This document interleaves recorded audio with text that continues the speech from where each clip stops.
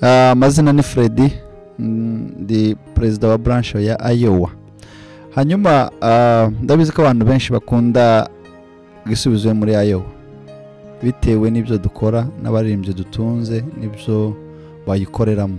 Ariko noneho dufite igiterane mu kwezi kwa karindwi tariki 19.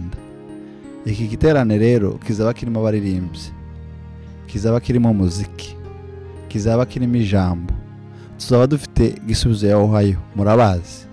Tuzaba dufite Gisubizo ya Michigan, murabazi. Tuzaba dufite Gisubizo ya Kentucky, murabazi. Tuzaba dufite Gisubizo iva muri Seattle, muzaba ibonte murabamenya ariko muzabamenya.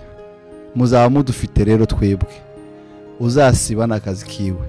Mutukoreshe amatike yakiri kare, abandi musabe za off, muze twumva ijambo. Tuzaba dufite ijoro ryose ryo kuwa gatandatu ryo kuramya Imana. Uzacikwa n'akazi kiwe. Okay, shatse kubatumira. Uhaye uvuga ni Desire. Tuye muri Iowa. No kubararika mu giterane dufite ngaruka mwaka ca Gisubizo. Cyitwa Kingdom Legacy. Kizaba mu kwa karindwi. Tariki 19, 2021.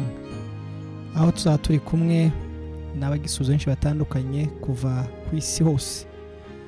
Tuzabana n'umuyobozi mukuru wa Gisubizo, muvuga ubutumwa wacu ni Albert, ni nawe muyobozi mukuru wa Gisubizo. Ubwo kubana namwe cyangwa se natwe bizaba ari umugisha. Murakoze.